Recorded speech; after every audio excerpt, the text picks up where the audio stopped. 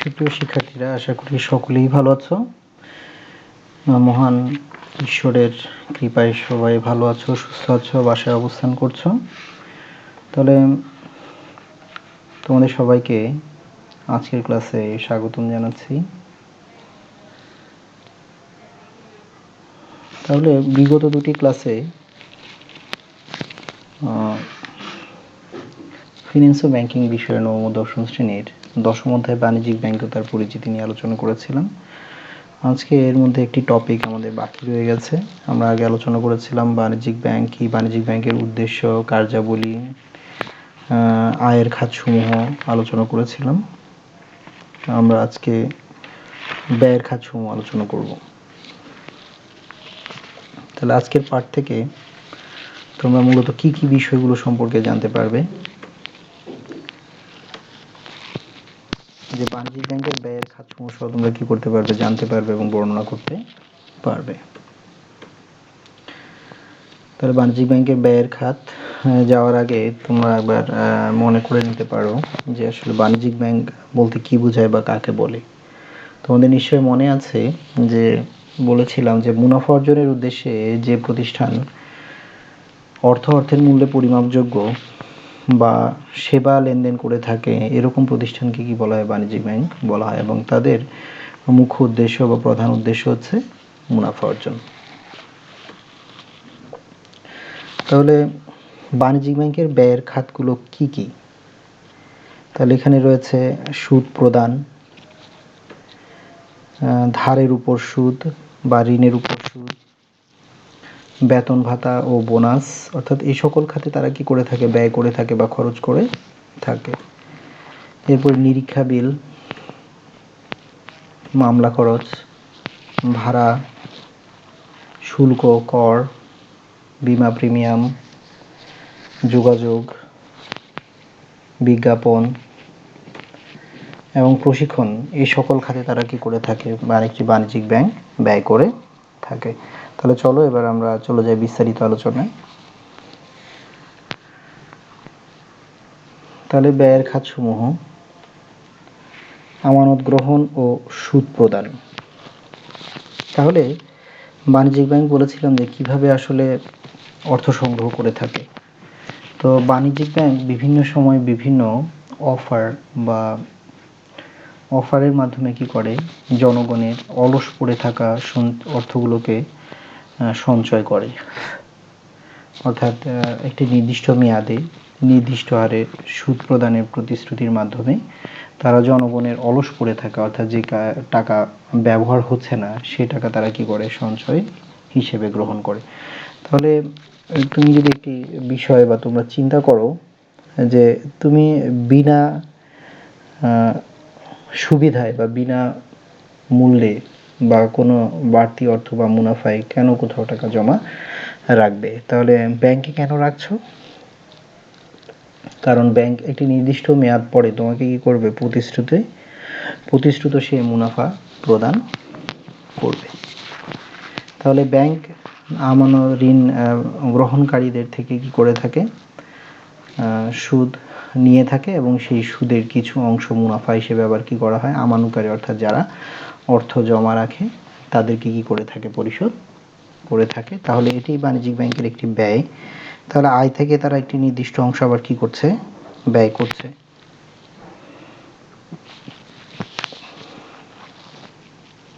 তাহলে আমানতকারী নিকট থেকে তাদের সঞ্চয় চলতি সঞ্চয় স্থায়ী আমানত হিসেবে গ্রহণ করা বাণিজ্যিক ব্যাংকের একটি প্রধান কাজ। সঞ্চয় স্থায়ী আমানতের উপর ব্যাংক নির্দিষ্ট হারে কি করে থাকে? সুদ প্রদান করে থাকে। তাহলে তিন ধরনের আমানত রয়েছে: চলতি, সঞ্চয়ী এবং স্থায়ী আমানত। তাহলে সঞ্চয় আমানতে কি করে থাকে? ব্যাংক মুনাফা প্রদান করে থাকে।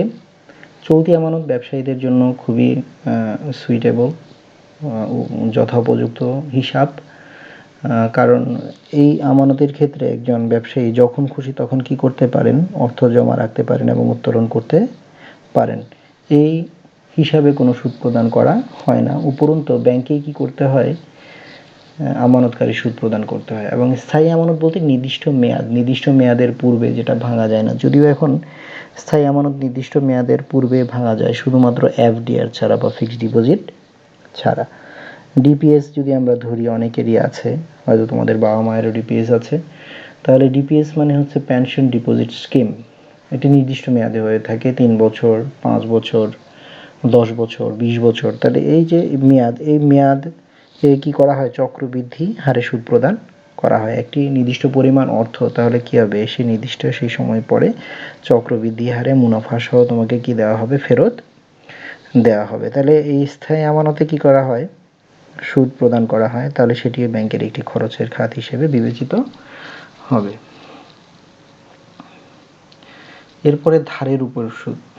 তাহলে অনেক সময় বাণিজ্যিক ব্যাংক অর্থ বা তারল্য সংকটে পড়ে, তখন তারা কি করে, কেন্দ্রীয় ব্যাংক থেকে ঋণ নেয় বা অন্যান্য বাণিজ্যিক ব্যাংক। তাহলে একটি বাণিজ্যিক ব্যাংক চাইলে অন্যান্য বাণিজ্যিক ব্যাংক থেকেও কি করতে পারে, অর্থ ঋণ করতে পারে। তাহলে এই যে ঋণ করেছে তাদেরকেও কিন্তু কি করতে হবে, নির্দিষ্ট মেয়াদ আনতে অবশ্যই কি করতে হবে, সুদ প্রদান করতে হবে। কেন্দ্রীয় ব্যাংক থেকে হোক অথবা তার পার্শ্ববর্তী অন্যান্য বাণিজ্যিক ব্যাংক থেকে তারা ধার বা ঋণ করলে অবশ্যই কি করতে হবে, তাদেরকে নির্দিষ্ট মেয়াদ আনতে নির্দিষ্ট হারে কি করতে হবে, সুদ প্রদান করতে হবে। তাহলে এটিও একটি ব্যয়ের খাত।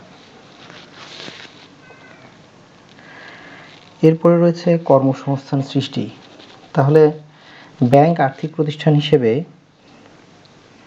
একটি দেশের কর্মসংস্থানে সহায়তা করে থাকে। তা আমি আলোচনা করেছিলাম পূর্বের ক্লাসগুলোতেও, যে ব্যাংক কী করে, বিভিন্ন জেলা বা বিভাগে নতুন নতুন শাখা খোলার মাধ্যমে কি করে থাকে, বিপুল পরিমাণে দক্ষ যোগ্য কর্মকর্তা কর্মচারী নিয়োগ দিয়ে থাকে এবং তাদের কর্মসংস্থানের ব্যবস্থা করে থাকে।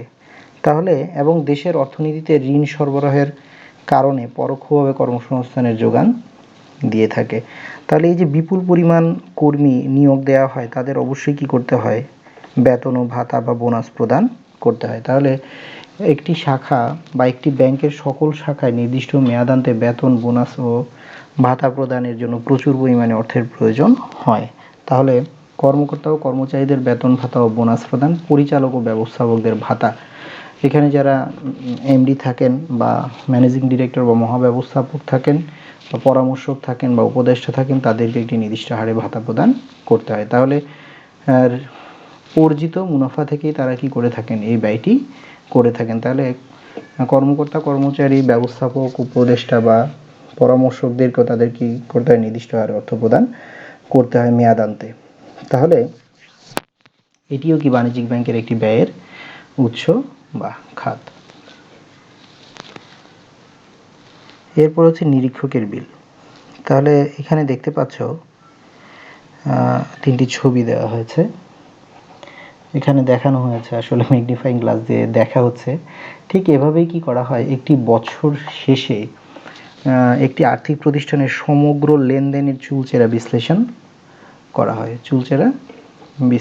হয়।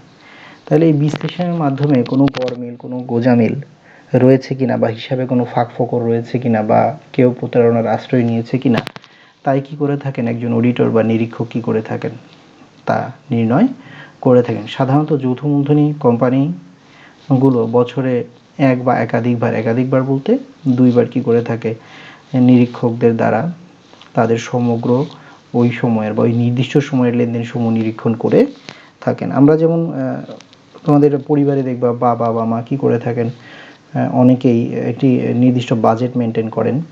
তারা নির্দিষ্ট যে আয় থাকে সেই আয় থেকে ব্যয় আবার তারা বিভিন্ন জায়গায় লিখে রাখেন এবং মাস শেষে সেটা মিলিয়ে দেখেন যে কোন খাতে কত টাকা খরচ হয়েছে এবং আসলে কিছু মিসিং আছে কিনা বা অন্য খাতে বেশি ব্যয় হয়ে গেল কিনা। তাহলে এটা একটা সাধারণ উদাহরণ।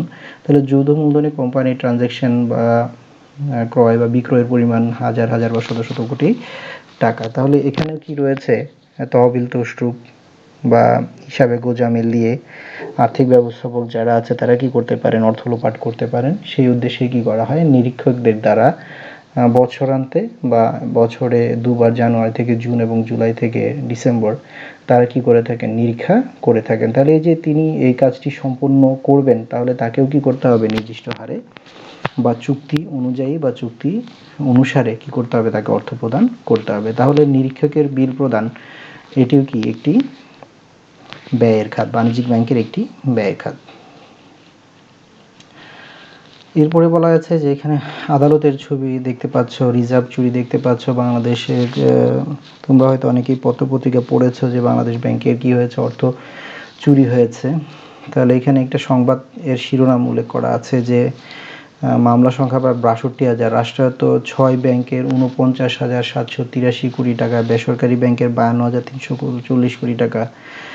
তাহলে এগুলো কি হয়েছে, লোপাট হয়েছে। অনেকেই ঋণ নিয়েছেন, ঋণ নিয়ে আবার তা ফেরত দেন নাই। অনেকে আবার খুবই প্রভাবশালী ব্যক্তি বা ব্যক্তির দ্বারা প্রভাবিত হয়ে কি করেছেন, ঋণ গ্রহণ করেছেন। আবার অনেকেই ঋণ নেওয়ার পরে তারা পালিয়ে গেছেন, দেশের বাইরে চলে গেছেন। তাহলে এই যে এদের থেকে অর্থ মামলাবৃত্ত থেকে বের হতে সমন্বিত উদ্যোগ প্রয়োজন। আর্থিক বিশ্লেষক উনি এটা বলেছেন যে মামলাগুলো দ্রুত, উনি একজন গভর্নর ছিলেন ডক্টর সালেউদ্দিন আহমেদ। বাংলাদেশ ব্যাংকের নিষ্পত্তির জন্য স্পেশাল বেঞ্চ তৈরি করা উচিত, মামলা দীর্ঘসূত্রিত, রিট আবেদনে বড় বাধা, এবিবি চেয়ারম্যান। তাহলে এই বিভিন্ন ধরনের পরামর্শ তারা দিয়েছেন। অথবা মামলা করলেও দেখা যায় তা সহজে নিষ্পত্তি হচ্ছে না, দীর্ঘ সময় ধরে চলছে। তাহলে বাণিজ্যিক ব্যাংকেও কি করতে হয়, তাদের এই ঋণ প্রদানকৃত অর্থ আদায়ের জন্য বিভিন্ন সময় কি করতে হয়, মামলার আশ্রয় নিতে হয়। তাহলে এই মামলাগুলো চালানোর জন্য তাদের কি করতে হয়, প্রচুর পরিমাণ অর্থ ব্যয় করতে হয়। তাহলে অনাদায়ী ঋণের মামলা মোকদ্দমা খরচ, অনাদায়ী বলতে যেটা আদায় হয়নি। তাহলে এই যে বলেছি, কেউ পালিয়ে যাচ্ছে, কেউ সময় মতো পরিশোধ করছে না, কেউ দেশের বাইরে চলে গেছে, অর্থাৎ ঋণ খেলাপি। তাহলে তাদের বিরুদ্ধে বিভিন্ন সময় ব্যাংকগুলো কি করে থাকেন, মামলা করে থাকেন। আবার অনেক সময় দেখা যাচ্ছে তারা যে মর্গেজ রেখেছে, সেই মর্গেজ বিক্রি করেও ব্যাংক কি করছে না, তার যে নির্দিষ্ট পরিমাণ ঋণ প্রদানকৃত অর্থ ফেরত আসছে না, সেক্ষেত্রে তারা মামলার আশ্রয় নেয়। তাহলে এই মামলাগুলো দ্রুত সময়ে নিষ্পত্তি হওয়া কখনো কখনো হয়, আবার কখনো কখনো হয় না। কিন্তু তাদের এই মামলাগুলো পরিচালনার জন্য প্রচুর পরিমাণে কি করতে হয়, অর্থ খরচ করতে হয়। তাহলে বাণিজ্যিক ব্যাংকের আরেকটি ব্যয়ের খাত হলো মামলা খরচ। এরপর রয়েছে ভাড়া। তাহলে তোমরা বিভিন্ন জায়গায় দেখবে বাণিজ্যিক ব্যাংক রয়েছে, আমাদের জেলাতেও রয়েছে। বেশিরভাগ ব্যাংকগুলোই কি করে থাকে, ভাড়া করা স্পেস নিয়ে কি করে তাদের ব্যাংকিং কার্যক্রম শুরু করে থাকে। তাহলে অফিস ঘর বা গুদাম ভাড়া বা লকার ভাড়া বা এসবের জন্য তাদেরকে কি করতে হয়, প্রতি মাসে প্রচুর অর্থ খরচ করতে হয়। অনেকেই নিজস্ব ভবনেই তাদের ব্যাংকিং কার্যক্রম চালাচ্ছেন। তবে বাংলাদেশের বেশিরভাগ বাণিজ্যিক ব্যাংকগুলো, শাখা ব্যাংকিং যেখানে রয়েছে, তারা কি করছেন, ভাড়া করা স্পেসেই কি করছেন, তারা ব্যাংকিং কার্যক্রম সম্পাদন করছেন। তাহলে এই ক্ষেত্রে তাদেরকে প্রতি মাসেই কি করতে হয়, নির্দিষ্ট পরিমাণে অর্থ ভাড়া হিসেবে প্রদান করতে হয়। তাহলে বাণিজ্যিক ব্যাংকের ব্যয়ের আরেকটি অন্যতম খাত হচ্ছে ভাড়া। এরপর রয়েছে শুল্ক এবং কর। শুল্ক এবং কর। তাহলে প্রশ্নটা হচ্ছে, ভ্যাট ব্যবস্থায় কত প্রকার ও কি কি? তাহলে ভ্যাট ব্যবস্থায় 3 ধরনের শুল্ক কর রয়েছে, যথা টার্নওভার কর, সম্পূরক শুল্ক, মূল্য সংযোজন কর। তাহলে কোনো ব্যক্তি বা প্রতিষ্ঠান নির্দিষ্ট সময়ে করযোগ্য পণ্য বা সেবা সরবরাহ থেকে যে পরিমাণ অর্থপ্রাপ্ত হন,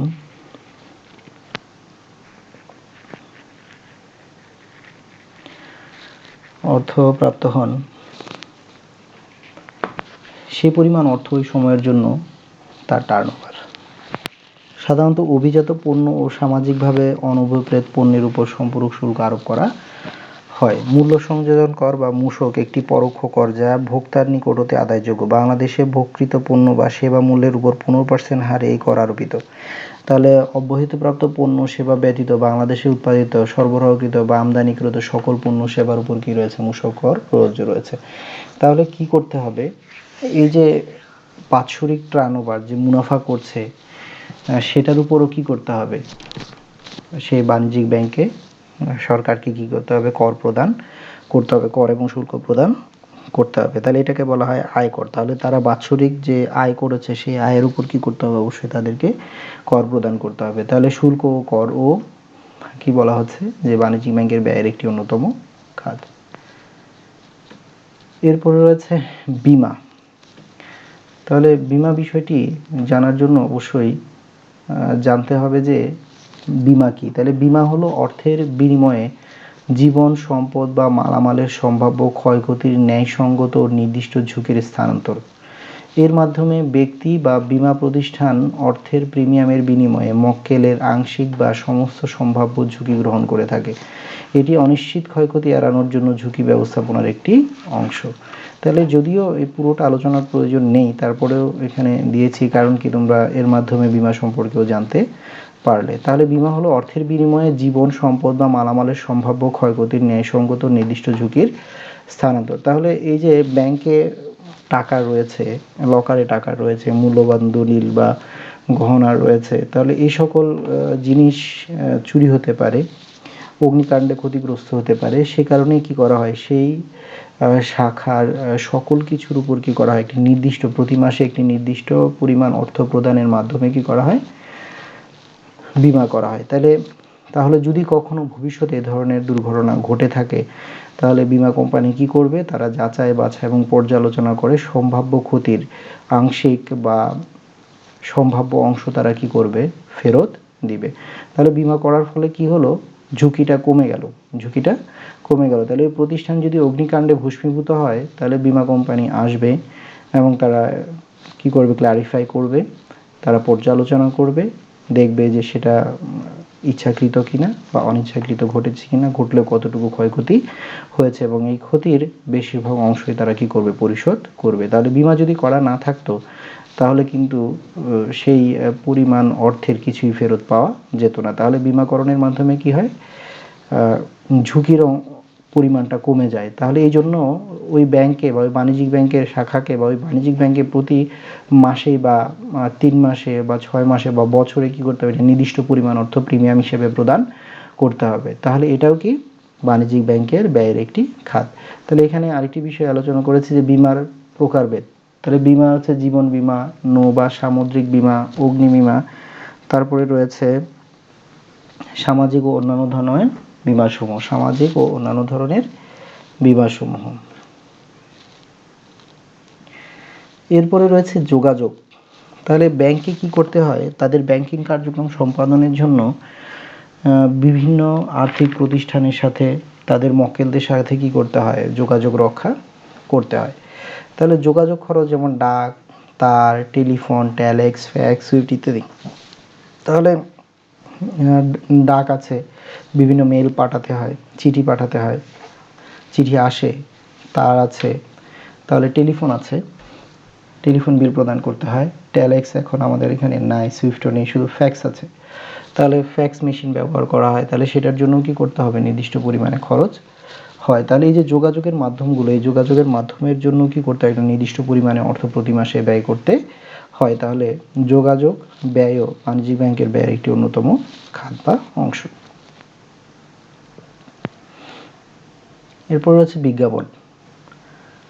তাহলে তোমরা বিভিন্ন সময় যখন বিভাগীয় শহরগুলোতে গিয়েছো, আমাদের রাঙামাটিতেও কি রয়েছে, এরকম বড় বড় বিলবোর্ড রয়েছে। তাহলে এখানে দেখা যাচ্ছে বিভিন্ন কোম্পানির বিলবোর্ড এখানে দেখা যাচ্ছে, তারা কি করে, পণ্যের বিজ্ঞাপন প্রদান করে। তাহলে এই ক্ষেত্রে তোমরা অনেক সময় টিভিতে দেখেছো বা বিভিন্ন সামাজিক যোগাযোগ মাধ্যমেও দেখেছো যে কি করা হয়, বিভিন্ন পণ্য বা সেবা প্রদানকারী প্রতিষ্ঠানের বিজ্ঞাপন দেওয়া হয় তাদের পরিচিতির জন্য। তাহলে বিভিন্ন বাণিজ্যিক ব্যাংকও কি করে থাকেন, তাদের পরিচিতির জন্য কি করে থাকেন, এই ধরনের অ্যাড বা অ্যাডভার্টাইজমেন্ট তৈরি করে থাকেন। তাহলে এটার তৈরির জন্য ব্যয় আছে এবং প্রচারের জন্য কি রয়েছে, নির্দিষ্ট ব্যয় রয়েছে। তাহলে বিজ্ঞাপন হলো চিহ্নিত উদ্যোক্তা কর্তৃক অর্থের বিনিময়ে ধারণা, পণ্য সেবার নৈর্ব্যক্তিক উপস্থাপনা ও প্রসার। বিজ্ঞাপন একটি একমুখী যোগাযোগ ব্যবস্থা, সাধারণত পণ্য সেবার প্রতি জনসাধারণের দৃষ্টি আকর্ষণ করার জন্য বিজ্ঞাপন প্রচারিত হয়, তবে এছাড়াও বিজ্ঞাপনের বিবিধ উদ্দেশ্য রয়েছে। তাহলে এই যে এখানে বিজ্ঞাপনগুলো দেওয়া হয়েছে, তার একটি উদ্দেশ্য কি, সেই পণ্যকে জনগণের মাঝে পরিচিত করানো, সেটার ভালো দিকগুলো বা ইতিবাচক দিকগুলো তাদের মধ্যে তুলে ধরা, এবং এর মাধ্যমে জনগণের মনে কি করা, একটি সেই পণ্য ক্রয়ের জন্য একটি অনুভূতির সৃষ্টি করা।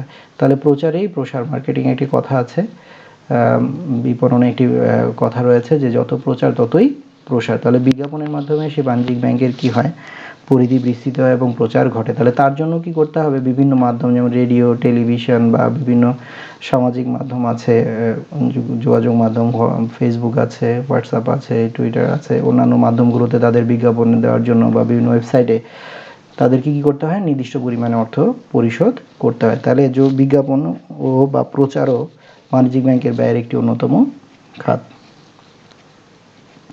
এরপর এখানে দেখা যাচ্ছে প্রশিক্ষণের ছবি। তাহলে যখনই বাণিজ্যিক ব্যাংকে নতুন কোনো কর্মকর্তা, স্পেশালি কর্মচারীদেরকে কোনো প্রশিক্ষণ দেওয়া হয় না, কর্মকর্তারা নতুন নিয়োগ পান, তাহলে তারা কিন্তু সব কাজ শিখে আসেন না। তাহলে বিভিন্ন বাস্তব পরিস্থিতিতে তাদেরকে সেগুলো মোকাবেলা করার জন্য প্রশিক্ষণ প্রদানের মাধ্যমে কি করা হয়, তৈরি করা হয় দীর্ঘমেয়াদী, স্বল্পমেয়াদী যে প্রশিক্ষণ। তাহলে এই প্রশিক্ষণ প্রদানের জন্য যে সকল ট্রেনার বা প্রশিক্ষক আসেন, তাহলে তার জন্য কি করতে হয়, নির্দিষ্ট পরিমাণে সম্মানী বা ভাতার ব্যবস্থা করতে হয়, বা ট্রেনিং যে সেশন, সেই সেশনে যেখানে ট্রেনিং করানো হচ্ছে সেটার ভাড়া আছে, বিভিন্ন আপ্যায়ন বাবদ কি রয়েছে, খরচ রয়েছে, যোগাযোগ বাবদ খরচ রয়েছে, ইন্টারনেট বিল রয়েছে, যাতায়াত রয়েছে। তাহলে এসব মিলিয়ে মোটামুটি প্রশিক্ষণের জন্য কি করতে হয়, বিপুল পরিমাণ অর্থ ব্যয় করতে হয়। তাতে লাভ কোম্পানিরই। তোমাদের মনে প্রশ্ন আসতে পারে, তাদেরকে কেন প্রশিক্ষণ দেবে? প্রশিক্ষণ দিব তাদেরকে যোগ্য এবং দক্ষ করে গড়ে তোলার জন্য।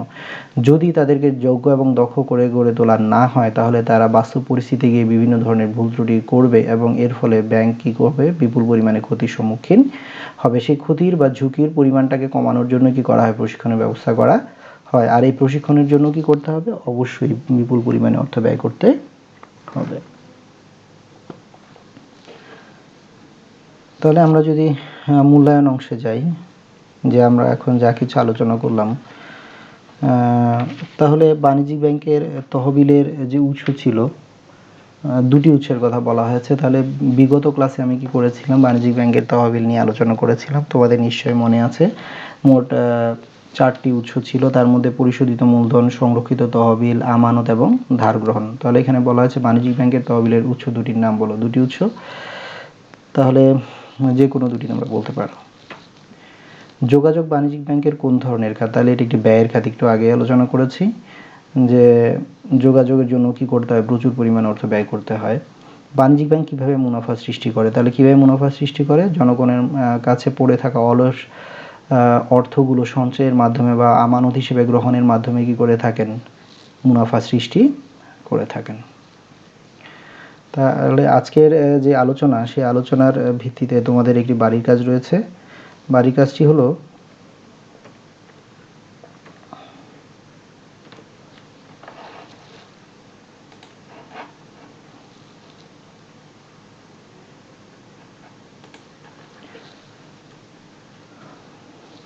তাহলে তোমাদের একটি বাড়ির কাজ রয়েছে।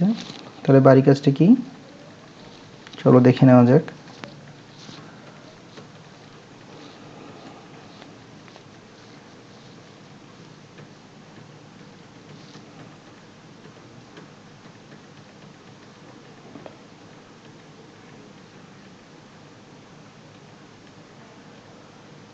তাহলে আমরা মূল্যায়ন অংশ দেখেছি, সেই মূল্যায়ন অংশের পরেই ছিল আমাদের একটি বাড়ির কাজ। তাহলে বাড়ির কাজটি ছিল যে পরিশোধিত মূলধন এবং সংরক্ষিত তহবিল সম্পর্কে বিস্তারিত লিখো। তাহলে আমি গত ক্লাসে আলোচনা করেছিলাম যে বাণিজ্যিক ব্যাংকের তহবিলের যে উৎস ছিল, তার উৎসের মধ্যে পরিশোধিত মূলধন এবং সংরক্ষিত তহবিল আলোচনা করেছিলাম বিস্তারিতভাবে। তাহলে সেই দুটি সম্পর্কে তোমরা কি করবে, লিখবে এবং সেটি ছবি তুলে তোমরা জমা দেবে। তো আশা করি তোমরা আজকের আলোচনা বুঝতে পেরেছো। যদি নাও বুঝতে পারো তাহলে অবশ্যই কমেন্ট সেকশনে কমেন্ট করবে, আমি তার যথাসাধ্য সমাধান করার চেষ্টা করব। তাহলে আমরা মূলত এই অধ্যায়ে বাণিজ্যিক ব্যাংক কি, বাণিজ্যিক ব্যাংকের কার্যাবলী, বাণিজ্যিক ব্যয়ের তহবিলের উৎস, বাণিজ্যিক ব্যয়ের আয়ের এবং ব্যয়ের উৎসসমূহ বা খরচের খাতসমূহ নিয়ে আলোচনা করলাম। তাহলে এটাই ছিল এই অধ্যায়ের শেষ টপিকস। তাহলে এর মাধ্যমে আমরা এই অধ্যায়টি শেষ করলাম। আশা করি তোমরা ভালোভাবে বুঝতে পেরেছো এবং বাসায় অনুশীলন করছো। তো আজকে যারা ক্লাসে অংশগ্রহণ করেছো তাদেরকে আমি সকলকেই ধন্যবাদ জানাচ্ছি এবং আগামী ক্লাস দেখার আমন্ত্রণ জানিয়ে এখানে শেষ করছি।